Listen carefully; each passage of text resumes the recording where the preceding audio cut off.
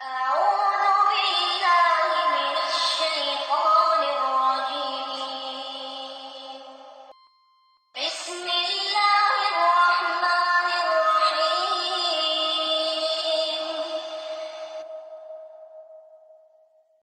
نحمده ونصلي کریم آج ہم حضرت جناب عدی بن حاتم طائی رضی اللہ عنہ کی سیرت کے متعلق گفتگو کریں گے۔ ہجرت نبوی صلی اللہ علیہ وسلم کے 9ویں سال شاہان عرب میں سے ایک شخص اپنی شدید نفرت و بیزاری، تکبر اور اعراض اور مسلسل انکار کے بعد دارہ اسلام میں داخل ہوا۔ وہ بادشاہ تھا عدی ابن حاتم طائی، جس کے باپ کی سخاوت و فیاضی آج تک ضرب المثل ہے۔ ریاست و حکومت عدی کو اپنے باپ سے وراثت میں ملی تھی، چنانچہ اس کے قبیلہ بنی طے نے اس کو اپنا بادشاہ بنا لیا۔ مال غنیمت کا 1/4 حصہ اس کے لیے مقرر کیا اور قبیلے کی قیادت و سربراہی کی باغ دوڑ اس کے سپرد کر دی۔ جب رسول کریم صلی اللہ علیہ وسلم نے اعلان اسلام کی دعوت کا آغاز کیا اور عرب کے بہت سے قبائل ایک ایک کر کے ان کے حلقہ اطاعت میں آتے چلے گئے، تو عدی نے محسوس کیا کہ اس دعوت کے پس پردہ ایک ایسی قیادت ابھر رہی ہے جو اس کی قیادت کے لیے موت کا حکم رکھتی ہے، اور اس کو اس بات کا یقین ہو گیا کہ اس پیغام کے زیر سایہ ایک ایسی ریاست نشو نما پا رہی ہے جو اس کی ریاست کو بیخ و بند سے اکھاڑ پھینکے گی۔ چنانچہ وہ رسول اللہ صلی اللہ علیہ وسلم کی شدید مخالفت اور ان کے ساتھ بغض و عداوت پر کمر بستہ ہو گیا۔ حالانکہ نہ تو وہ اس سے پہلے براہ راست رسول کریم صلی اللہ علیہ وسلم سے واقف تھا، نہ آپ صلی اللہ علیہ وسلم کے دیدار سے مشرف ہوا تھا۔ اس نے اپنی زندگی کے تقریباً 20 قیمتی سال اسلام اور مسلمانوں کی مخالفت کی نذر کر دیے، یہاں تک کہ اللہ تعالی نے اس کے سینے کو قبولیت حق کے لیے کھول دیا۔ جناب حضرت عدی بن حاتم طائی رضی اللہ عنہ کے مسلمان ہونے کی کہانی ایک دلچسپ اور ناقابل فراموش کہانی ہے۔ ہم یہ بات انہی پر چھوڑتے ہیں کہ وہ اس کہانی کو اپنی زبان سے بیان کریں، کیونکہ وہی اس کے لیے زیادہ مناسب ہیں اور انہی کا بیان زیادہ قابل اعتماد ہے۔ جناب عدی رضی اللہ عنہ اس کہانی کا آغاز کرتے ہوئے بیان کرتے ہیں: جس وقت میں نے محمد صلی اللہ علیہ وسلم کی نبوت اور ان کی دعوتی سرگرمیوں کا حال سنا، اس وقت عرب کے کسی شخص کو مجھ سے زیادہ ان کے ساتھ نفرت نہ تھی۔ میں اپنی قبیلے سے مال غنیمت کا 1/4 وصول کیا کرتا تھا، جس طرح میرے علاوہ دوسرے سردار اپنے اپنے قبائل سے وصول کرتے تھے۔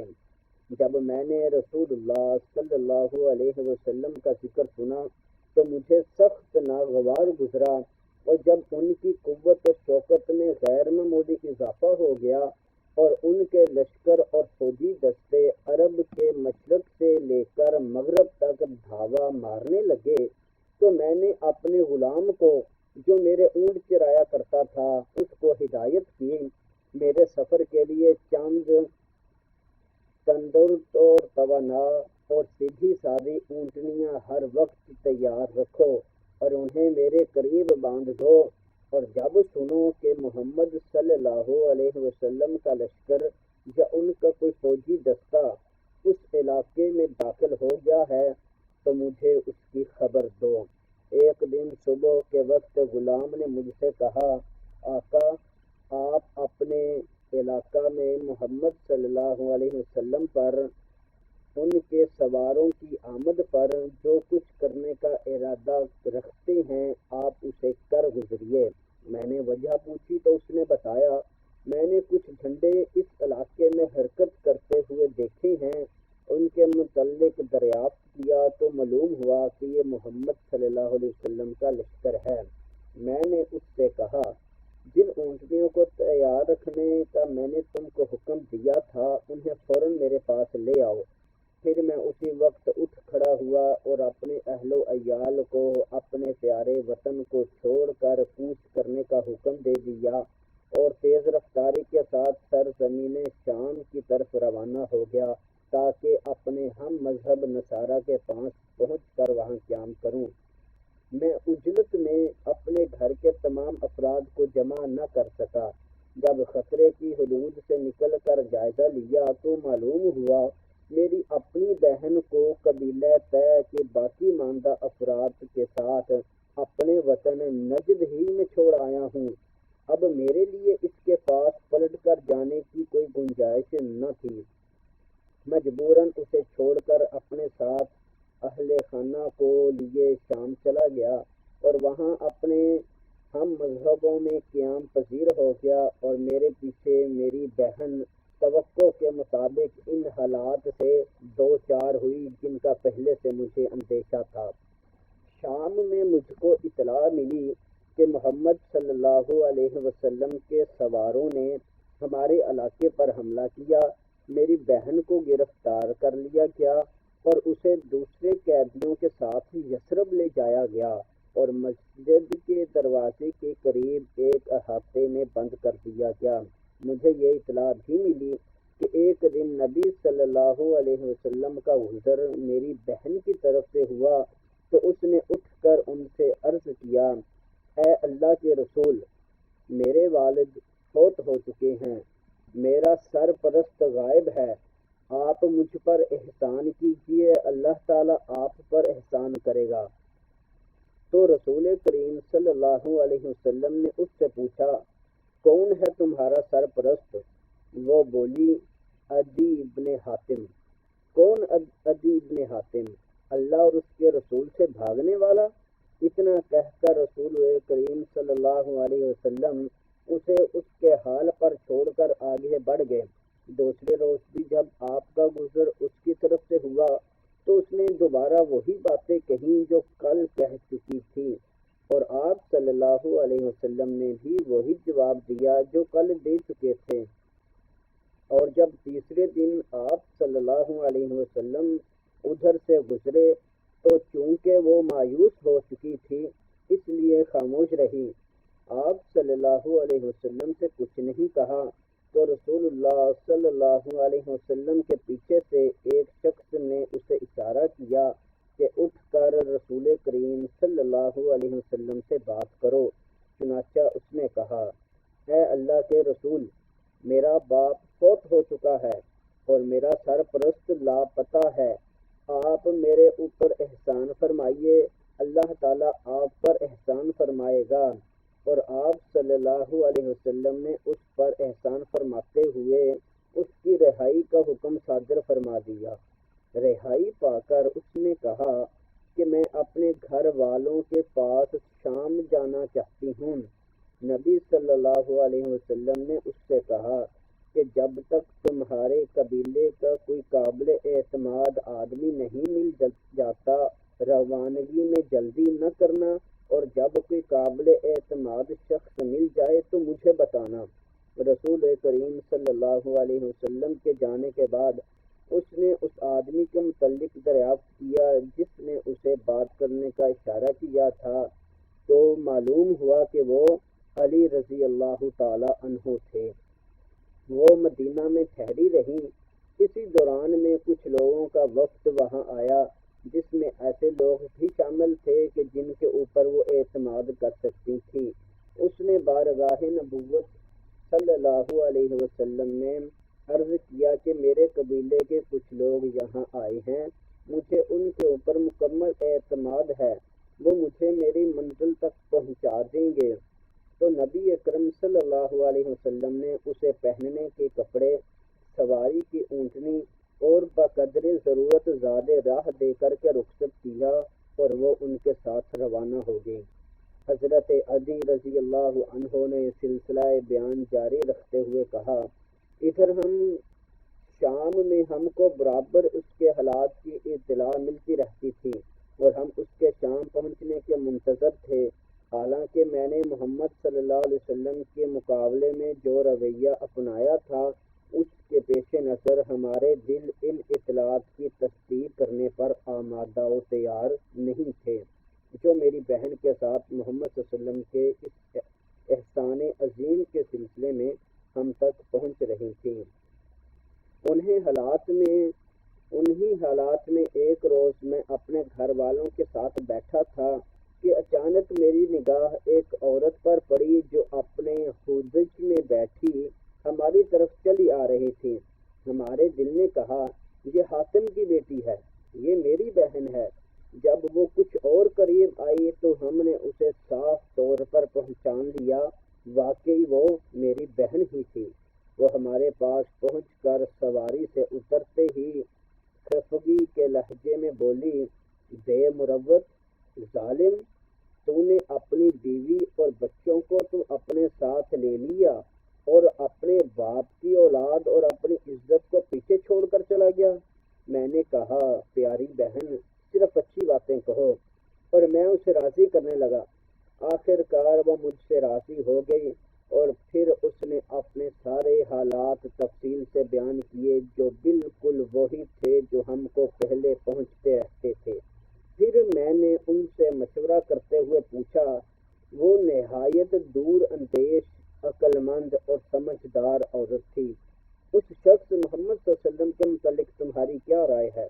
اس نے کہا کہ میری رائے یہ ہے کہ تم جلد از جلد ان کی خدمت میں پہنچ جاؤ، اگر واقعی وہ نبی ہیں تو تمہارے جیسے آدمی کا ان کی تصدیق و تائید میں پیچھے رہ جانا بڑی افسوسناک بات ہوگی، اور اگر وہ بادشاہ ہیں تو ان کے یہاں تمہاری ناقدری نہیں ہوگی۔ عدی ابن حاتم رضی اللہ عنہ کہتے ہیں کہ پھر میں نے سفر کی تیاری کی اور رسول کریم صلی اللہ علیہ وسلم کی خدمت میں پہنچا۔ میں نے اس سے پہلے نہ تو ان کے پاس اپنے پہنچنے کی اطلاع بھیجی تھی اور نہ ان سے اپنے لیے امان حاصل کی تھی، البتہ مجھے اس بات کی اطلاع ہو گئی تھی کہ انہوں نے میرے متعلق اپنے صحاب سے فرمایا ہے کہ مجھے امید ہے کہ اللہ عدی ابن حاتم کا ہاتھ میرے ہاتھ میں دے دے گا۔ جب میں مدینہ پہنچا تو اس وقت رسول کریم صلی اللہ علیہ وسلم مسجد میں تشریف فرما تھے۔ میں نے حاضر خدمت ہو کر آپ صلی اللہ علیہ وسلم کو سلام کیا تو پوچھا، کون ہو؟ عدی، حاتم کا بیٹا، میں نے جواب دیا۔ یہ سن کر آپ صلی اللہ علیہ وسلم اپنی جگہ سے اٹھے اور میرا ہاتھ پکڑ کر اپنے گھر کی طرف لے چلے۔